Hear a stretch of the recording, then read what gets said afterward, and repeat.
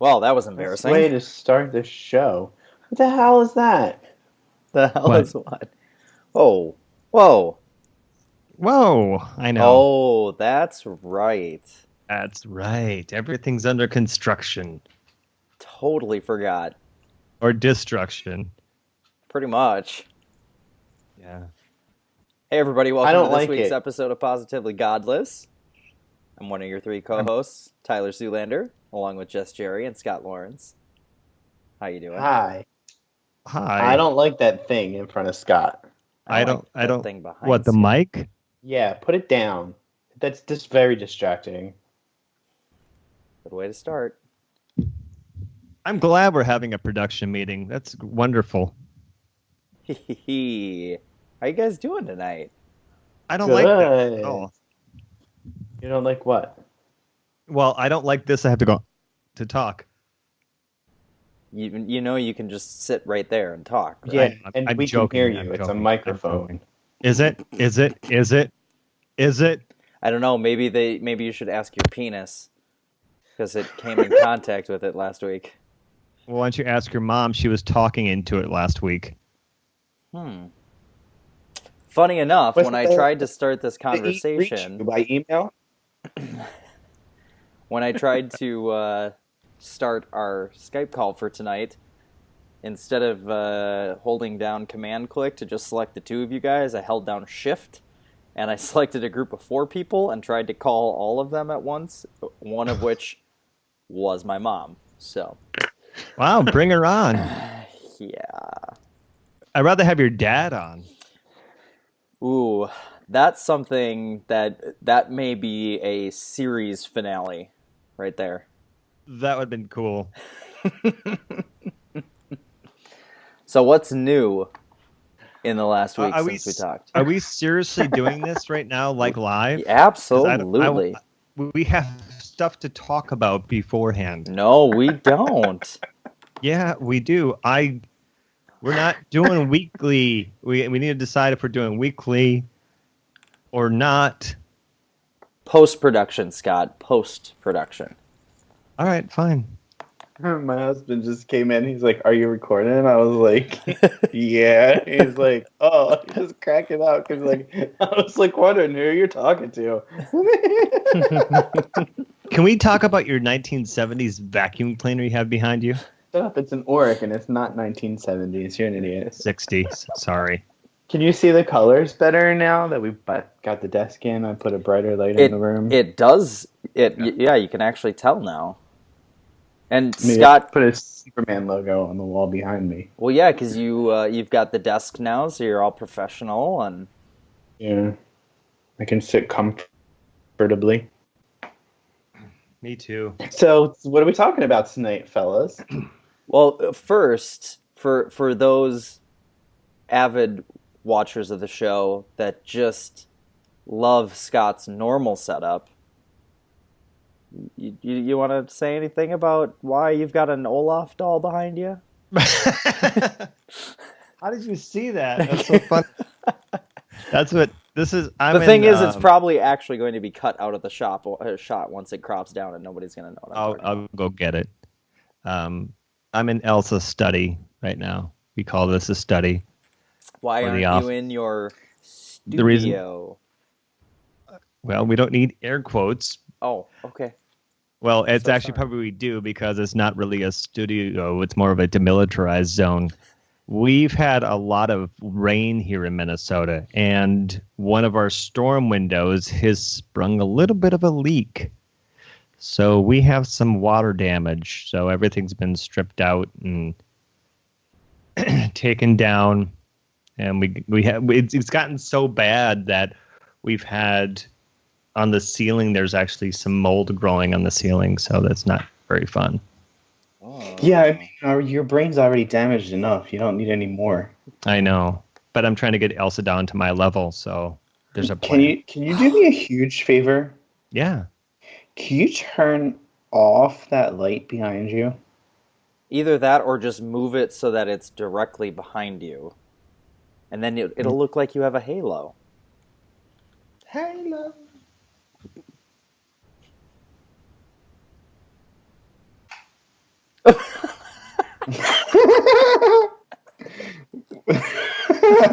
Ladies and gentlemen, I hope you're enjoying this. This is perfect. hilarious. Perfect. All right. Oh, I like this a lot. See, there you This go. looks kind of cool. And let's not go that far. It really does. It looks better. It's way less distracting with that than Let's- that behind you. I mean, because I noticed there was two lights. There was the. If you could just hold Olaf up in front of your face for the whole show. Yeah, but you're not going to hear. I mean, you're going to hear me from a distance, so. That's fine. This is better. Okay. Is it? Yep. Like when I brought Preston on that one episode. I was So- laughing my butt off. Last week, Yeah, we're we got back. some comments. We're man. back in the saddle again. What are we, AC/DC? No. That's Back in Black. There's a song "Back in the Saddle." Maybe it isn't. Maybe it isn't AC/DC, but Scott, do you want to cover Ben Aaron's quote? I Or his do. And I pull up YouTube because I X'd out of it, so I don't have it up. Well, I'm sorry. I had to take 35 minutes to read Tyler's email. Oh, we'll get to that. Scott Right, farts at 50, then proceeds to drop the mic at 1 hour and 25 seconds. Great job. Ben Aaron, such a gifted musician, man. That guy is so bloody talented. I think his show is Ben Aaron's show on YouTube. This guy is just entertaining as all get out. It just a fantastic songwriter, and I can't say enough good things about him. And he's good looking, not like me, but he's good looking. Yeah, not like you. Because he's actually good looking. Yeah. Yeah. Is there someone coming in? Yeah, you can. She's like, it's dark. You can't She's see. wondering Tell why her to you're. turn the other light on. Like Yeah, the- she's wondering why you're in a darkened room in front of the computer by yourself. I'm going to mute so I can have family conference. Great.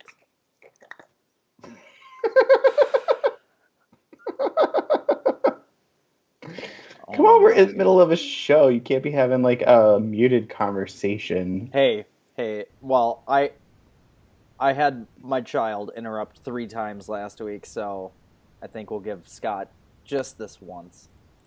I appreciate it. Thank you. Anyway, Ben, thank you so much for watching. Thanks for Yeah. the comment. I'm glad that you enjoyed it. Then we get to Mr. Nate Allen. Wow. How much time do we have? Yeah, exactly. This You did a really good is- Nate Allen impression today. This is When did he put that up? I didn't see that comment. Oh, really? Yep. This is Just for the record, Jerry hates long things to read. This is a novel. I suggest that anybody watching go to youtube.com/positivelygodless. You can click on episode 3 or episode 1 of season 3, excuse me. And you can read Nate's comment in its entirety. You can also comment to us, facebook.com/positivelygodless. You can email us, positivelygodless@gmail.com, or we are on Twitter @pgodless. But Nate commented on YouTube, and basically this went into our whole Ellen tangent that we went into last week. And I'm gonna go down to the second one because, as it turns out, Jody Dallas, predated as a recurring gay character on a show called The Corner Bar that aired from 1972 to 1973. So appreciate that. He was also talking about a sitcom called Soap. That there was an openly gay character on that show as well. And Jerry, feel free to step in here too, because we had we were kind of going back and forth with stuff last week, but my whole point was not so much that Ellen was the very first to do it, because that also came into the Caitlyn Jenner conversation as well. So that Caitlyn Jenner is not the first trans person to, come out and be recognized for it and all of that kind of stuff. But we were trying to kind of draw the comparison between, why is Caitlyn Jenner such a big deal? And I was trying to bring up why was Ellen such a big deal? And I think that what Nate is saying actually ends up being a perfect tie-in to the fact that there were people and there were characters before Ellen that were out on a show or played a character that was gay. And I don't know if these ones, because he didn't really specify, and maybe Nate, you can clarify, but I don't know if these characters on the show were actually gay or if they were straight actors playing gay characters, which again is a different thing. I mean, you look at something like the show Transparent. I don't know if either of you guys have watched any of I haven't watched it, but I know what it is. But Yeah, I've heard of it. It's a very good show. And you have Jeffrey Tambor, who plays the main character. And he's not trans.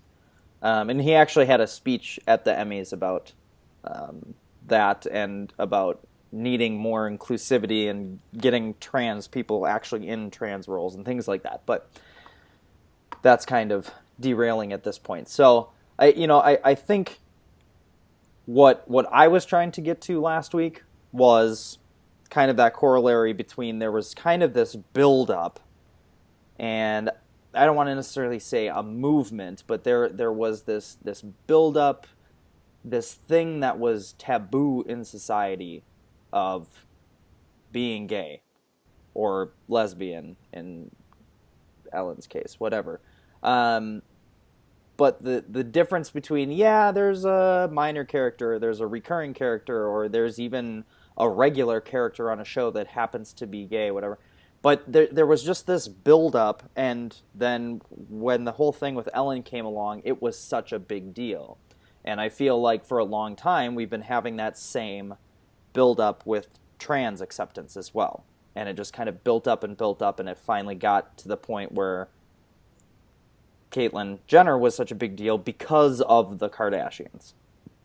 And so, excuse me, that was kind of the overall point that I was trying to make last week.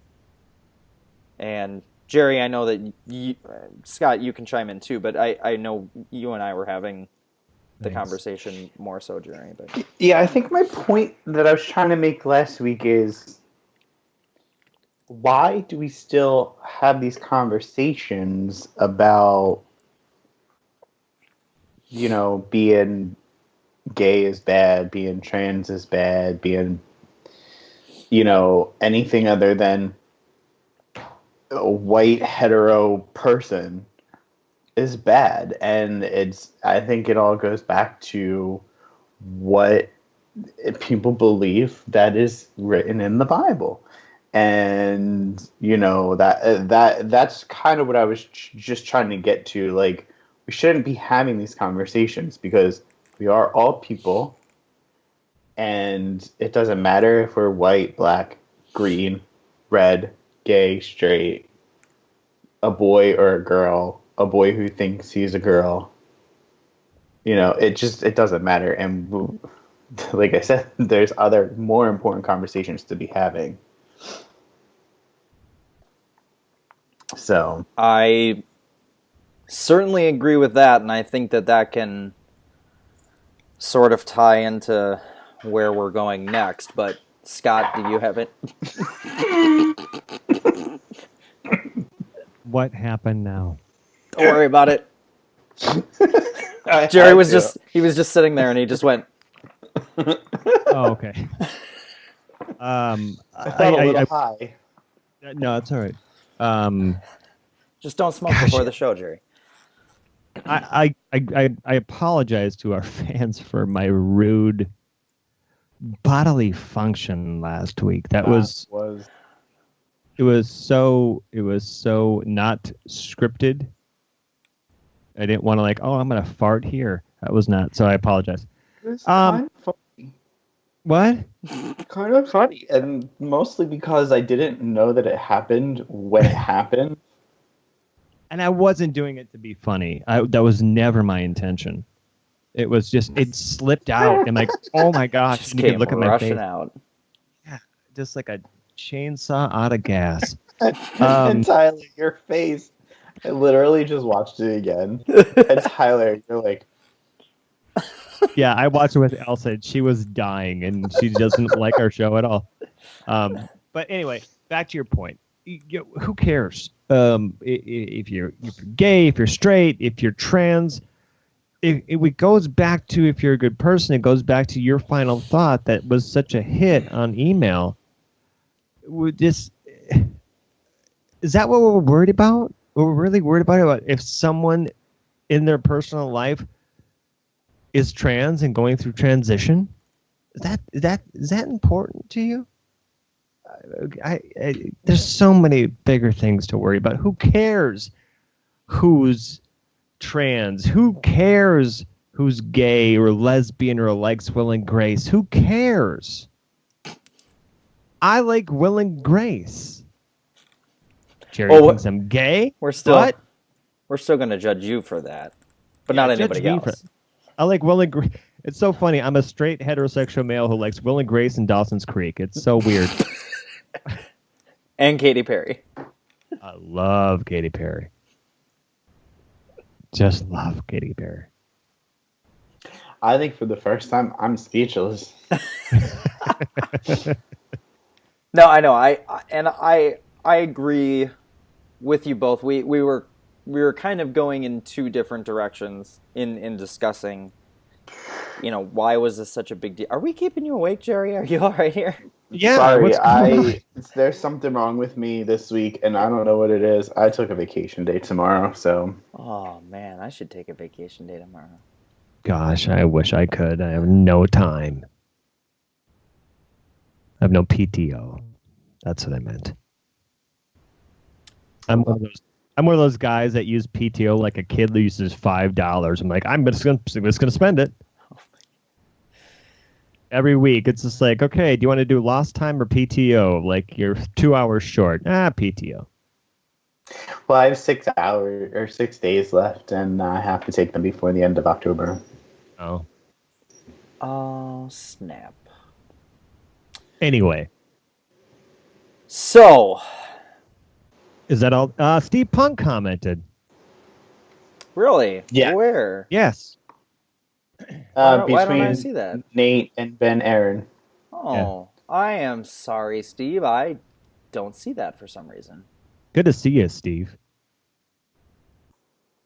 You don't see it? No. Sorry, I'm refreshing here. I only see the Ben and Nate. I'm sorry. Hang on. Yeah, he says, Steve Punk says at 43:35, I think the word Jerry is trying to use is categorizing, because actually compartmentalizing. But yeah, I don't put everything in neat little boxes for whatever reason. It's just not the way my brain works. He's laughing to tears at Scott at 49:49. That was a fart. The fart that shocked the world. I'm glad you could provide that, Scott. Yeah. Again, I'm sorry. At 51:33. Tyler, you put what he believes into words.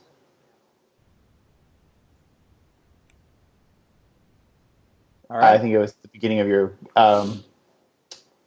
closing out, like, your last thoughts or final thoughts. So. Yeah, let's talk about that a little bit because that got some attention from our little email group, and gosh, man, Nate loved it. I mean, he wrote an essay that he's turning into, Harvard right now. What? What do you want, crack? No, you wrote the essay. Yeah, Well, Tyler wrote the essay. Right. Never mind, but Nate loved it, and that was cool. I'm not going to speak for Nate and say that he loved it because he didn't specify that in his email. If Nate types less than 8 lines, he's speechless. Well, he did start off with, Just kidding, Tyler, Nate. wow. I mean, wow. Going to ask if you might be willing to repeat the last portion of your final thoughts from the most recent episode. I think that single statement bears some discussion with the group. So, here's the thing. This is the email group, by the way. This is our email group for those that might need some refresher.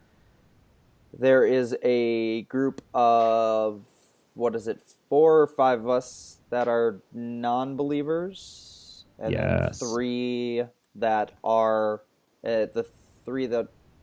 No, I'm sorry. 4 non-believers, 3 Christians, and A 1 Muslim. A Muslim. So we Okay. we have us 3, Stephanie, and that's it, right? That's right. And Nate. Hi, Yeah, Stephanie. Stephanie's in it. That's right. She never chimes in. We love you, Stephanie. Restraining order love. Go on. Anyway, Stephanie, it's okay if you want to get a restraining order against him. we should say Go if you on. want to renew the restraining order against Stephanie. So in any case, I started off the email with a quick little joke that I'll repeat here, just because I was thinking about it. Nate sent the email, was it yesterday? Yeah, it was yesterday. And I had intended on responding quickly yesterday and then elaborating more today, and I didn't get around to it until today. But the start of my email, I don't know if either of the two of you or anybody that's watching has ever seen the movie Old School with Will Ferrell and Vince Vaughn. Nope. And Luke Wilson. Very funny movie. It came out, I think, like 2003 or something like that. But there is a scene towards the end of the movie where Will Ferrell has to debate James Carville.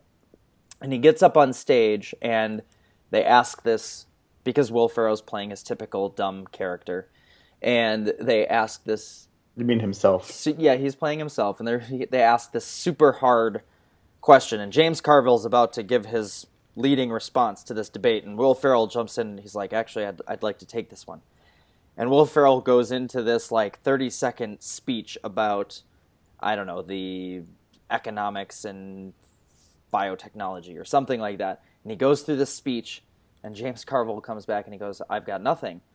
And the team is like, what in the heck just happened? And Will Ferrell is standing at the podium and he's like, what happened? I just blacked out. And he's like, he doesn't even know what happened. He just went into this little speech that was in his head. And I feel like the end of the episode last week was just kind of like that for me. We got done with the episode and I was just kind of like, what happened? I blacked out. I just kind of went into this, and I don't even know where it really came from. Maybe it was from having 3.5 months off and going through this entire lead up of the fact that Donald Trump is still in the race and he was just about to debate Hillary Clinton, and like I don't know. There might be a lot of different factors, and I wish one of them could be blamed on alcohol, but that was not the case. So,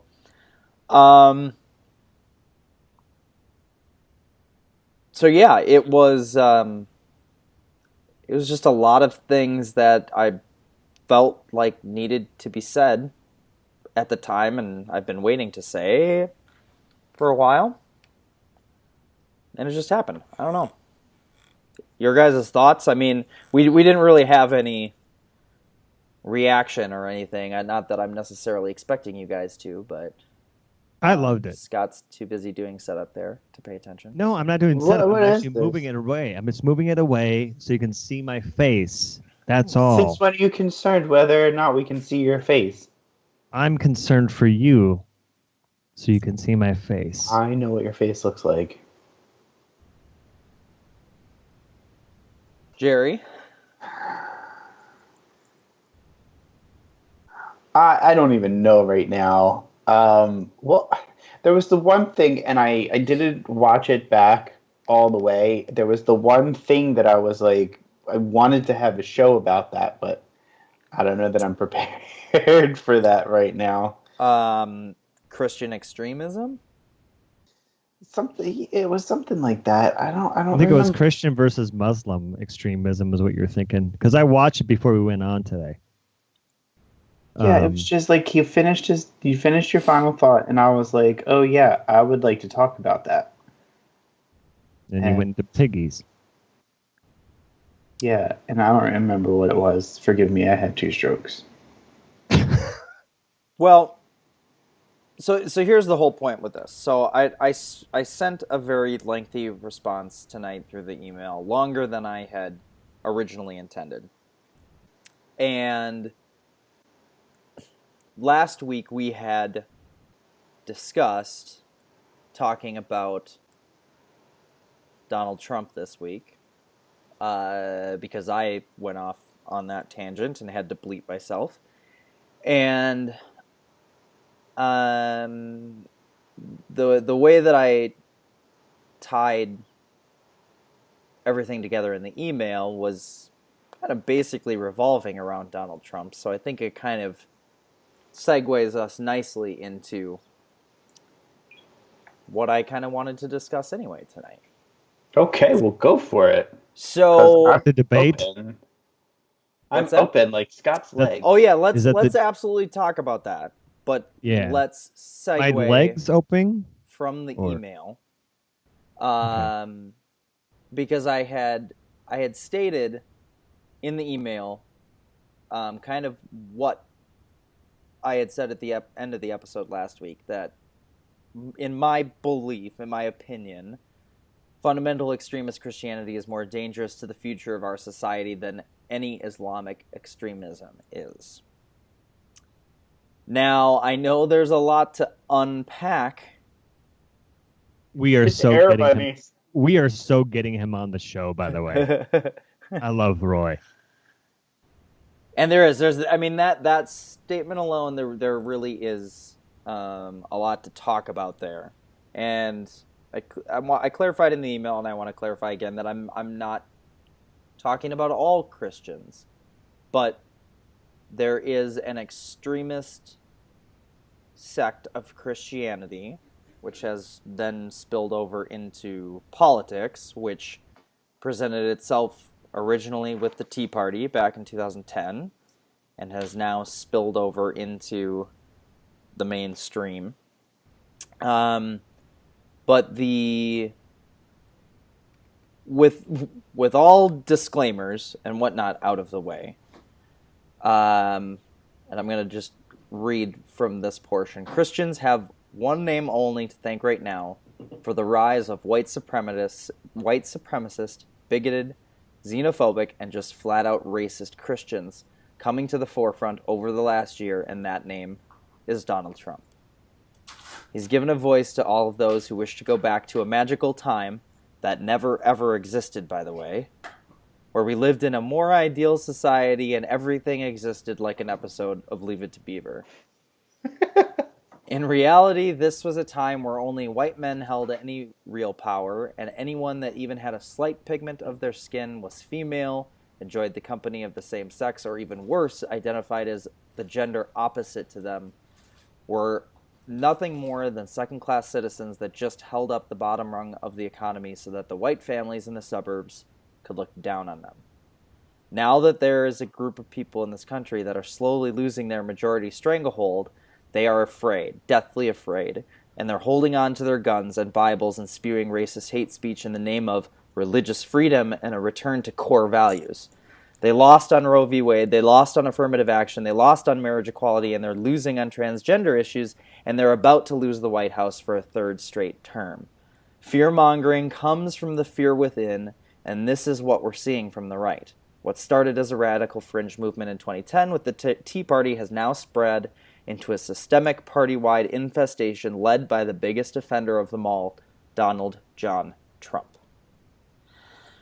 So, with that, I'd like to kick off our discussion.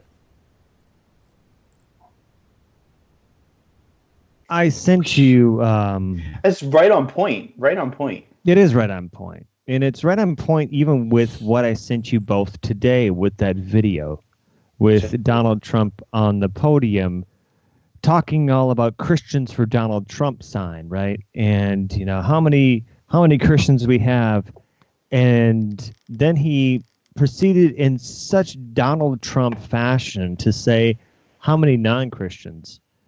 And a couple of people raised their hands. He's like, "Should we let them stay?" We'll let them stay. It is the same type of bigotry of I'm going to single you out, but I'm going to let people know who you are. Does that make sense? What I'm saying? Never.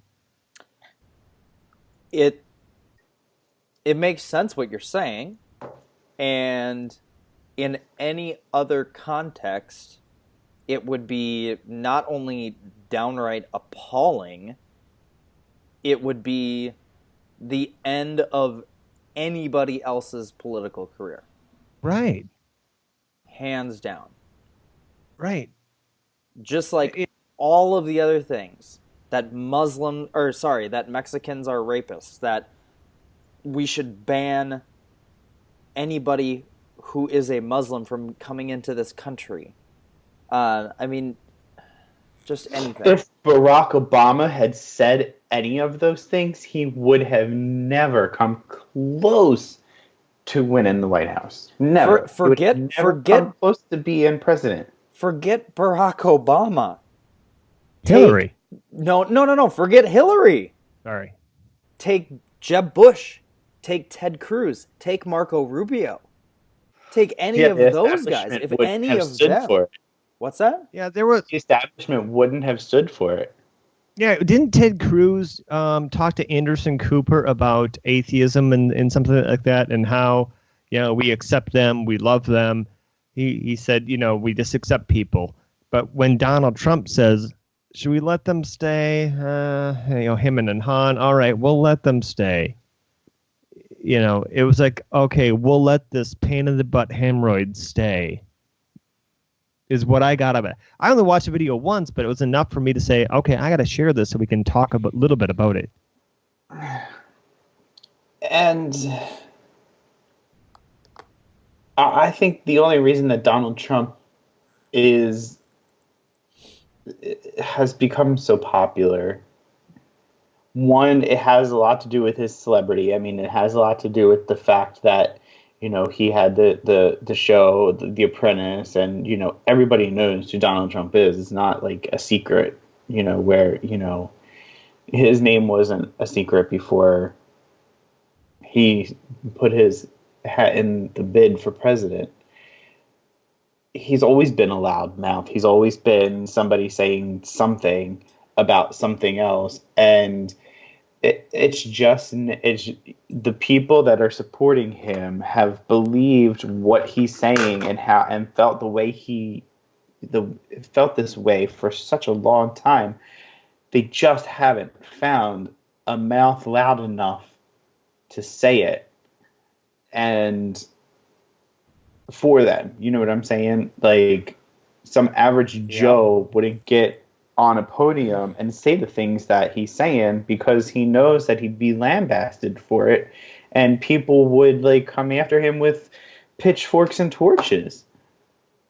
Well, right, and so two things here. Number one, yes, you're absolutely correct about that, but the one thing that I'll distinguish is that these white supremacists racist xenophobes that are just coming out of the woodwork now, they have had other people in the past that are in some sort of political power that or running for office that will come out and say something ridiculous like this. And they'll all be like, "Oh yeah, rah rah, let's get behind this guy." But then that person is publicly shamed out of office, or they're shamed out of the race, or they lose horribly because of the thing that they said. The difference is this time, because of the staying power of the celebrity, instead of them going, "Rah rah, let's support this bigot," and then that person has to end up dropping out of the race, they now have somebody who's stayed in the race long enough, all the way up to this point, where they can support him without any sort of issue whatsoever. But the second thing is, you have to remember how Donald Trump's entire career, I guess you will, or his entry point into any of the political process was leading this complete 100% grade A BS birther movement with President Obama. This has been going on since, what, 2010, 2011? Yeah, for 5 almost, since Barack Obama became president. Yeah, and the whole birther thing has been there, but when Trump really took the reins on this, and that was really his entire entry point into the whole political process, and everything has just been building up to this. When he came down that stupid escalator on his announcement day, and the day that he announced that he was running for office, and he called Mexicans rapists, he had already said outrageous stuff before that. That wasn't even the first outrageous thing that he said, but he launched his campaign off of that. How did anyone expect that anything would ever be different for the last year plus as this has been going on? Well, I don't think that a lot of people expected him to go this far. We didn't expect it. We talked about it. Absolutely not. No, I am freaked out about it. This is going to be funny. I think even the Republicans, even the GOP, had said, "Oh, well, how long can this really last? Let him do what he's going to do. People aren't going to, vote for him. He's not a politician. He doesn't." And then in in May and June, they were clamoring to figure out a way to get somebody else nominated other than him. It wasn't until after he actually officially, and even still, there are a lot of establishment politicians who have come out publicly and said that they are not supporting Donald Trump for president of the United States. There's 5 living presidents. Aren't 3 of them Republicans? And only 2 of them are? Just the Bushes? Okay. I thought 3 of them were but no, Carter's Democratic. But even still, George Bush and George Bush Jr. are not supporting Donald Trump. Come on. They're the 2 worst presidents that I can remember in my entire life. Even they have some sense. HW Bush even Senior. came out and said, "Yeah, you're just gonna." Sorry, never. No. Push that mic back again. There you go. Go ahead and say it. No, HW even came out and said to a group of people, a banquet thing or something that he was at, that he would vote for Hillary over. It was his advisors. No, there. It wasn't. That was one portion of it, but then he was actually at some sort of It was either a I'm going to have to look it up now. It was either a fundraiser or some sort of banquet that he came out in front of a group of people and said it. Now imagine, like seriously. I mean, I don't think it's gonna happen. I hope it doesn't happen. Like I mean, I would take any Republican over Donald Trump. But you know, this is such a. Oh, I'm sorry, Jerry. Go ahead. Imagine if he became president, what that would do for the religious freedom movement. Well, it's interesting. It's just kind of a funny topic whether we segue this into today. But how the hell did we get here? How did we get out of all of those Republican nominees? How did we get to Donald Trump?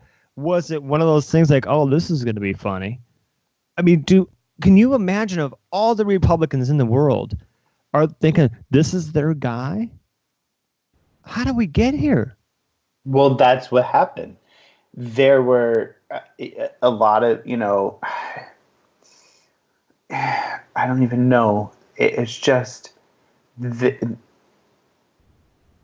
I don't think when he started out and he was at 15%, and then, when the race was closer to other people, I guess, the true feelings and the true thoughts of Republicans. I mean, they're just coming out. They're just coming out, and what it is the white lower middle class people who have children, families, houses, who are maybe out of work, underemployed, and he's speaking to them in some way. He's giving them the impression, like Tyler said, that America is going to be like this Leave It to Beaver ideal, which it never really was.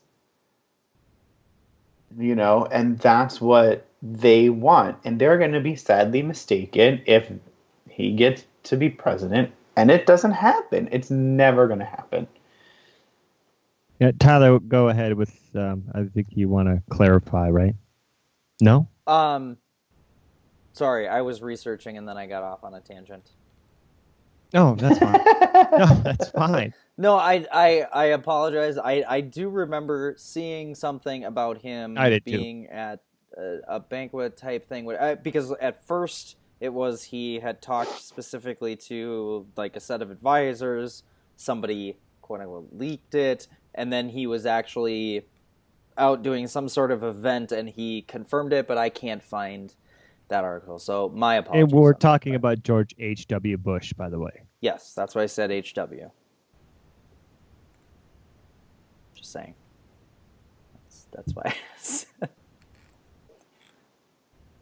Scott, what are your inputs? What are your thoughts here?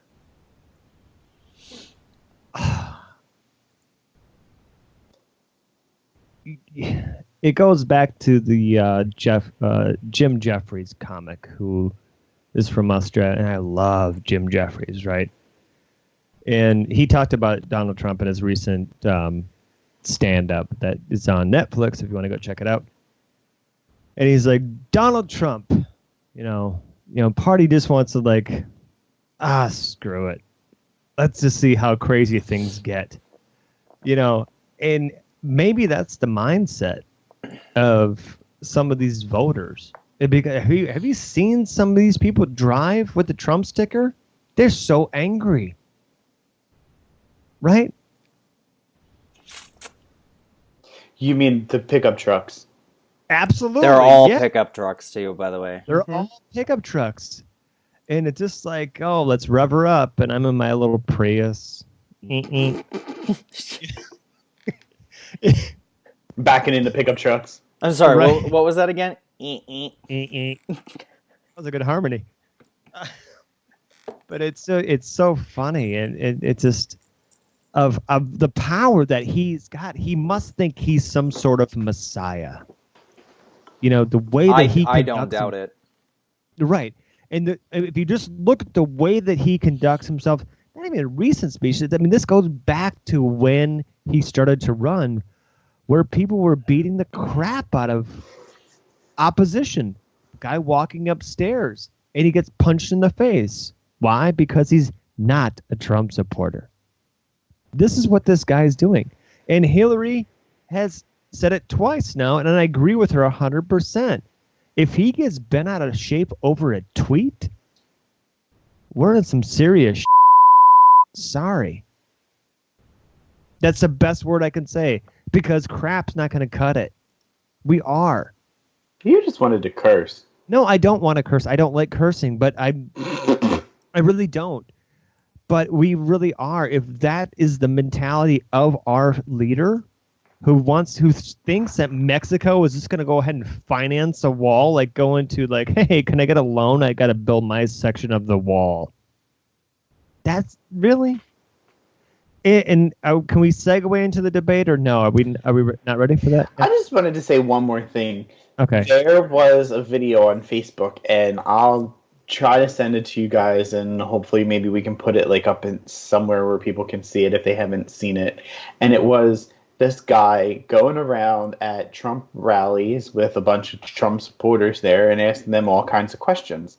And the one guy that he was interviewing, he said something to the guy do you know why President? The guy said, "Oh yeah, that's a good thing. Why wasn't Obama in the Oval Office when 9/11 was happening?" Well, maybe because he wasn't president. The guy really thought that Obama should have been in the Oval Office. I saw White that. House. I saw that same video, and before we even posted, I want to make sure we fact check it first, because that could have been parody. No one is that stupid to think that 9/11 is Obama's fault. Well, They blame ISIS on Obama. True. Yeah, and Hillary, which will segue us into that debate. But I want to do just one more thing quick before we go into that debate talk, because it, in a way, kind of ties into that as well. So, do you guys remember when Hillary made the whole basket of deplorables comment? Yes. Okay. So this is a very long article, a very long but well-written article on a website called The Establishment. It's theestablishment.co. I'll put the link in with the video as well, so if you want to go read the entire article, you can. But I do have to admit that a portion of the email that I wrote tonight was, I don't want to say plagiarized, but it was definitely inspired by this article that I read. And this is it's from September 14th by an author, and I'm going to totally botch this. I apologize. It's Ijoma Olowu. I hope I got that somewhat close. But I just want to read a few little parts, and it kind of ties into what Hillary had originally said. It ties into what I said earlier in the email, and I want to kind of talk about the difference between what Hillary is allowed to get away with versus what Trump is allowed to get away with. But so a few days ago, I caused a stir in my own tiny corner of the internet world by saying what I thought everybody already knew. If you support Trump, you are a white supremacist. When people talked about Hillary going too far when she said that half of Trump's supporters can be put into a, quote, basket of deplorables, I was left scratching my head and thinking, only 50%? If you support Trump, you are a white supremacist. Full stop. Not just the passive amount of white supremacy that we all end up participating in an inherently white supremacist system. You are an active, hateful, dangerous white supremacist. So it continues to go on, and it says, so yes, half the population can be actively working to uphold violent white supremacy, and yes, Trump's campaign is violently white supremacist. Your grandma who supports Trump is a white supremacist. Your buddy who supports Trump is a white supremacist. That's what happens when you actively support white supremacy. Here's a sample of some of what the Trump supporters are backing. Making America Great Again is a call to white supremacy. And this is a part of where I was inspired earlier today. When was America greater than now? The 60s? The 50s? The 40s? How you answer that question depends on how white you are. I'm only half white, so if I go back to any time before 1967, my very existence would have been illegal in many states. Hell, 2 decades after I was born, miscegenation,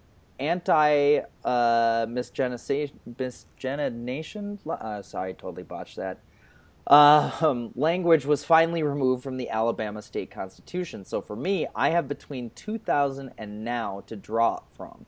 Every period of time in U.S. history prior to this one was less safe and less free for people of color. So if you plan on quote, making America great again, and you're referencing any time in the past, you're asking for a turn to white supremacy. So that's just a sample from the article, and again, I kind of pulled some of my inspiration for what I had wrote earlier in our email chain. But she then goes on to talk about Islamophobia, and if Islamophobia wasn't racist, we would have declared war on, quote, Christian fundamentalism after the Oklahoma City bombing and the multiple dead Planned Parenthood bomb and gun attacks over the years. If Islamophobia wasn't racist, Trump would be seeking immigration bans on people from all countries that produce terrorists, which is basically every country, not just the brown ones. But because Islamophobia is racist, Trump has been able to stir up white supremacist hatred and fear of the brown other and turn it into votes.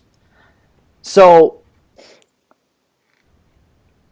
I kind of want to use that a little bit to talk about, to segue into the debates, but to kind of put a cap on what we had talked about up to this point, and then to segue into the debates, I want to go back for a second to that basket of deplorables comment. And how, when it came out, number one, I was really shocked that Hillary kind of, I guess, let her guard down and said something like that. Like, whether it was officially a gaffe or whether she planned on saying it and it didn't really spin the right way in the way that she had. But again, that half of Trump's supporters can be put into a basket of deplorables.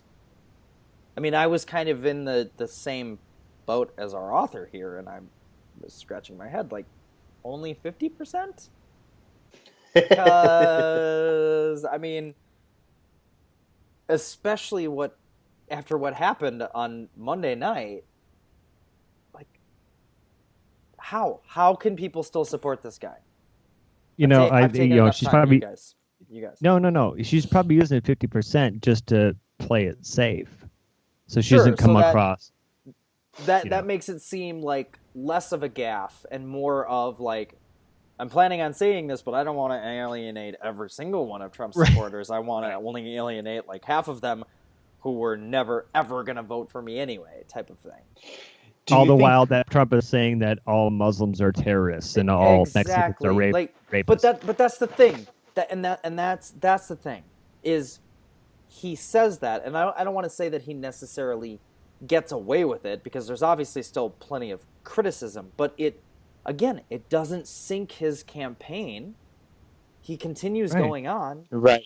You could shoot anybody in New York and not lose any voters. Do you think that the comment that Hillary made, the basket of deplorables, was something that they talk about like behind the scenes on the campaign, and she maybe just accidentally said it. You know, like how you think something. Well, Well, that's I'm the sorry, thing. I That's can't. where I don't I'm like, think things that I don't say. I mean, I say everything that I think. So, well, and that's Well, where I I'm. mean, do you think she's got speech writers, and do you think she's like, do you really think I should say this? Like, oh hell yeah, say it. Maybe. Well, I mean, absolutely, she does. I mean, and she one of her the biggest criticisms of Hillary over time has been her scripted language and the fact that I mean, she's so informed and well knowledged about so many topics, but she is a classic politician in the sense of the talking points. I mean, like, she has the things that she goes to, and it goes back to kind of like the Marco Rubio broken record type of thing. Where it seems a lot of times like it's okay. I've heard this exact same thing before, and I'm hearing it again, type of thing. And I think that, I mean, Donald Trump changed the entire dynamic of American politics, and I think in some ways she's trying very much to stay on script and stay on point and get her message across, but she's also trying to ad lib every now and then and be a little more loose and not be so rigid all the time. And that's the thing. And I guess with that, it doesn't really necessarily matter if she truly meant to say it or not, because she did. And it's true. So, that kind of reminds me of the internet radio show that I listened to. They were saying, like after the debate, if you look at Hillary and you look at how she is as a politician, if you put her in the race 50 years ago, she would have been like it would have been a totally different story with her and the polling and the numbers, because she is a politician for the generation of the people of that generation, of a past time. so you're talking strictly about her politics, not about the fact that she's a woman, because she never would have Right. won 50 years ago as a woman. Right. Yeah, But she would have okay, never been where she's at 50 years ago.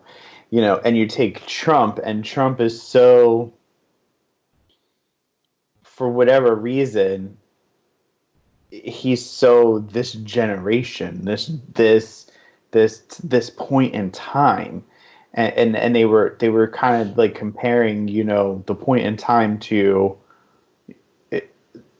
it's like I don't even know. Like, she's the whole her whole rigidness, her whole strictness, her whole discipline, and the way she carries herself. Yes, she is very presidential, the way she carries herself and the way she acts and the way she speaks, but the way she is better suited for a past generation.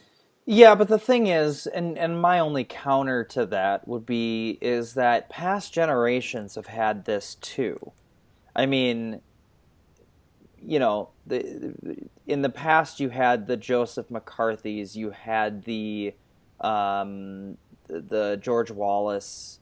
I mean, you've had these people, but you know, I mean, McCarthy was laughed out. Wallace was assassinated. I mean, Donald Trump is the only one that has actually Thank you. really made it this far, at least especially within recent times.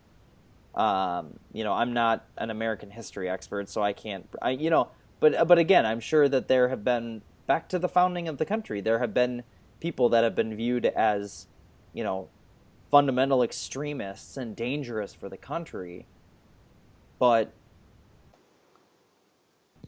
the Just American voters have always managed to save the republic from itself. was Wallace? Was he killed or no? Yeah, he was assassinated. He was shot. I Okay. thought, didn't he? Wasn't it? Okay, again, I'm not a history. I know he was shot. I thought he No, died. thought he was I was going to assassinated. say, I was going to ask a question, but you're going to think I'm now trolling you, and I'm not. Because there was alleged. No, I think it's McCarthy. Never mind.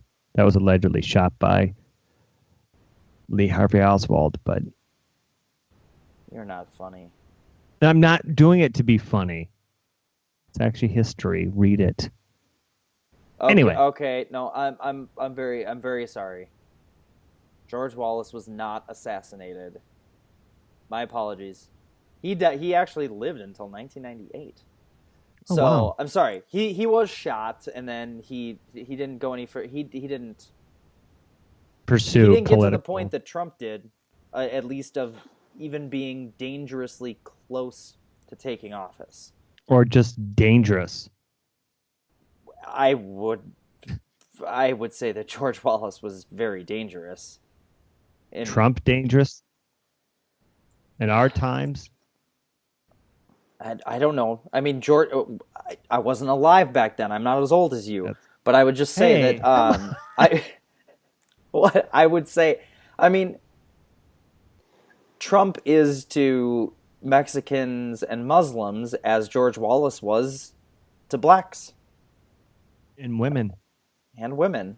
Yeah, so I mean, anyway, so Do we want to segue? We're an hour in. Do we want to segue into the debate? There's not a lot to talk about. there's not. Why do you want to talk about the debate so bad? Oh, I mean, I don't. I thought we were going to touch on it. There's really not a lot to talk about with the debate. Here's the debate. Trump interrupted Hillary 51 times. 58, There's actually. your debate. Oh, I'm sorry. I missed a few.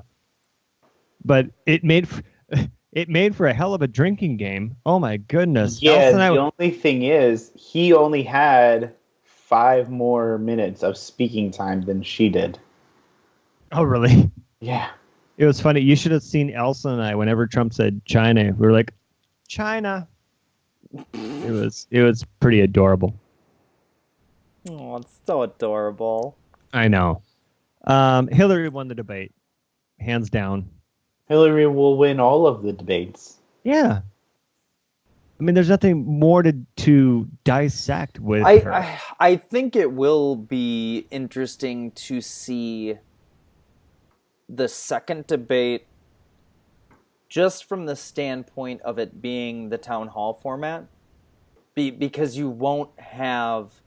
Well, actually, I take that back. With Trump, you probably will have the immediate interjections and interrupting while Hillary's trying to speak. But because it's such a different format where the audience asks the questions and the candidates get up and they speak and they do and there isn't the back and forth like there was in this debate. But so I think that one will just be kind of an interesting dynamic to see how, because they're obviously still going to go after each other, but how they're going to go after each other, I guess, in a town hall format. And I'm not even really talking about Hillary, because after the first debate, we kind of know how she's going to go after Donald Trump, and she's just going to do everything to.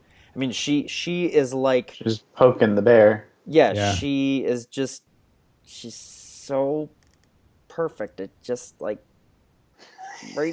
I love that she didn't take a single sip of water there in that whole hour and a half. Right. And meanwhile, she didn't. Meanwhile, Donald is. Oh yeah, he's just like, yeah. So he looked sedated at the beginning, didn't he? I mean, he looked like he was on some serious Valium. The coke didn't kick in by then. Oh my goodness, he was just like, he was like. And then, like, by the second half, he was fingers and okay and pointing and, Can we talk about Lester Holt? Who's that? He was the moderator. Oh, yeah. Sorry. You guys can. He was the worst. The worst. Hashtag the worst. Like, seriously? He kept trying to get, rain Trump. No. Sorry. If you want Donald Trump to stop talking, you say, stop talking. You've had enough time.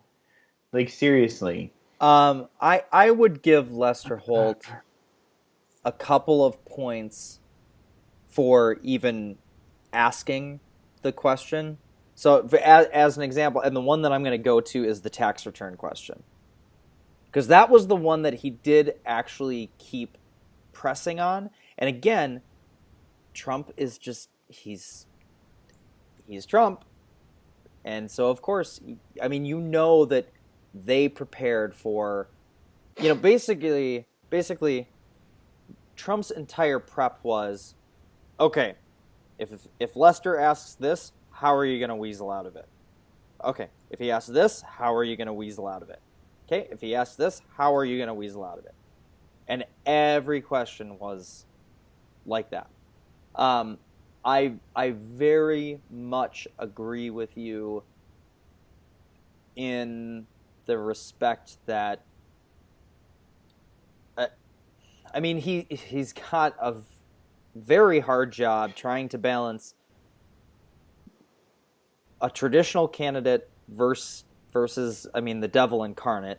Let's just say it. As a non-believer, I believe in the devil because he was on stage Monday night. But I mean, I get that you have this incredibly hard balance, and especially with a candidate who is not the traditional candidate. But and along with balancing, because there's the balance of either the moderator dictating every single moment of the debate or sitting back a bit and just letting the two of them go back and forth at each other. And so I thought at the beginning he did a better job, but at the end things kind of spiraled out of control and it just became a mudslinging contest back and forth. And there could have been a much better rein on, okay, let's bring this back in. And you know what, Donald? If you don't answer the question that I'm asking you, then you don't get the time. I'm going to move to Hillary. I felt like there needed to be that point. Right. I think, and it turned, I think about halfway through, it turned into something completely different than the three topics that he had said that he wanted to ask questions about. Well, yeah, there was the one point in the debate where he even commented on air, "We are really behind schedule." Right. And it was like, yeah, because you haven't. I mean, it's because it's the first time that they've been on the stage debating each other. It's the first time that this has happened, the two of them. There's been this war over the past year between the two of them, and it's the first time you have them in the same room and they're both going up against each other. And I get that. And I do appreciate the taking a step back and letting them have more of a conversation, which ended up turning into a poop show. But there is a certain point where you need to rein things back in. And of course you're going to be behind schedule because you're letting each one of them rebut the one another for 2 minutes. And then Hillary says something that Trump doesn't like, so then he's got to talk for 2 minutes. And then he says something that's insulting to her, and so then she's got to respond for 2. So it's like, okay, there's got to be a certain point. And again, like the biggest thing was like with the tax return thing, he pressed on it. He kept trying to get an answer out of him, but then he let him go on this 2-minute speech about his resorts and how he's got hotels in the greatest places in the world, whatever. It's like, and his 10-year-old's good with computers. But, right. But and I don't know if you guys saw any of the, quick side tangent, I don't know if you guys saw any of the Elizabeth Warren grilling the Wells Fargo CEO thing. God, I got a boner. But there's like one point where she's like, no, stop. That was a yes or no question. And the guy like kept going and didn't answer the question. She's like, nope, just stop. I'm going to take that as a no. And I feel like there was a point, like, let's get Elizabeth. Well, Elizabeth Warren's a Democrat. She can't be impartial. But like, we need a moderator that is willing to do that, especially in this election, where it's like, if you have a particular question, Jerry, I'll get to you in a second. If there's a particular, I was just saying, I'll moderate. Oh, perfect. But if there's a particular gay guy question from New like Jersey. that, where it's like, and again, be fair, ask him, the question about his tax returns, whatever. It's a yes or no question, and you have to answer it yes or no. then ask Hillary a question about, I don't care, Benghazi, her emails, whatever it is, and make that a yes or no question. And even if it's like a lightning round where each one gets 3 questions, it's like, okay, I'm going to get 3 questions right now. They're yes or no. You need to answer them, like whatever. And if you don't answer it, then the moderator gets to make their choice and, do whatever they want. But if you try and go off on some tangent, you're done. Okay, next question to the other person. Yeah, I just wish that there was like the moderator had like a little mute button for their microphones to just For the like candidates' mute the microphones? microphone. Yes. That would be great too. Like, okay, The you're next done. debate and a Google Or, Hangout. or if there was like a little water jet something when the candidate's supposed to be done speaking, and then or if they go off and then the moderator just pushes a button and it shoots like a water in their face. Good idea. Get these bitches on track. Oops, sorry, Tyler. Final thoughts, or are we not there yet? I'm sorry. No, I'm ready. I'm looking at the clock. It's just that last week when we got to final thoughts, things went somewhere. I'm gonna start with my final thoughts this week, since I ended last week. Hashtag Jerry for moderator. Not the number 4, spell out FOR. Let's not be savages, people. All right, hashtag Jerry for moderator. Okay. You guys? Woo. Okay. Don't you remember when she did that and she shimmied? There was somebody made a whole parody video song about it. Oh my God, have it was so funny. Any idea what you're talking about. When Donald Trump was speaking and then he stopped speaking and it was her turn and she just went, woo, okay.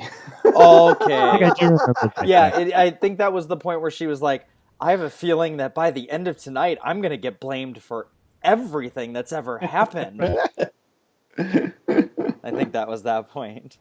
Is that your final thought, Jerry? Yeah, I don't really have a final thought. I think, we said everything. I just, yeah. Scott, that means you. Don't just sit there like... I know. Just talking about the debate, we watched it, and we had Chinese food to it and all that stuff, and we drank to it.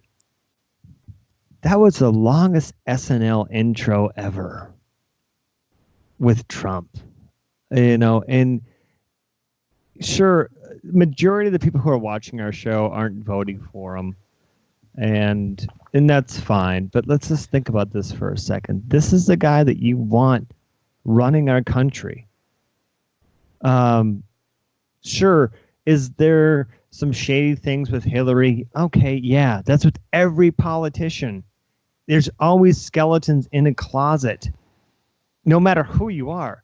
I have them. Jerry's got them. Tyler's got them. We all have them. That's the part of being in the public eye. But when you really think about who you're voting for, somebody who's been on the front lines as far as making decisions for our country to make it better, who was in that office when Osama bin Laden was killed. But you want Trump. You want Trump because it's entertaining. That's the only reason people are voting for Trump, in my opinion. You want Trump because it's a Metallica concert and it gets you all fired up and it gets you all ready to go and fight. That's why you want Trump. You want Trump for the wrong reasons, because if you wanted this country to be good for the right reasons, you'd be voting for Hillary. That's all I got. A stupid final thought, but you know what? That's all I got. Very nice, Scott. Thanks. Oh, one more thing. I gotta pee. What a surprise. All right, well, with that, I just want to end the episode with this. And I'm trying to get it so the bar is not showing up. That is still pretty funny. You can edit that in, can't you? I suppose. I don't know why that's That is hilarious. That's always been funny. Love that. Her face when she saw the balloons. Oh. Good night, She does look everybody. stupid. Good night. Bye. Thank you for watching Positively Godless. Look at the links below or in the screen or wherever they are. And talk to us. Bye. Stupid. What? That was awful. It's still recording. But can you put that fart in the end? Because that's pretty damn funny. Now we have two farts. We have my fart and your fart. Oh my I God. think because that's gonna lighten things up a little bit. And I think it'd be hilarious. Just like bow. What was that you? Or whatever it was that was said. I thought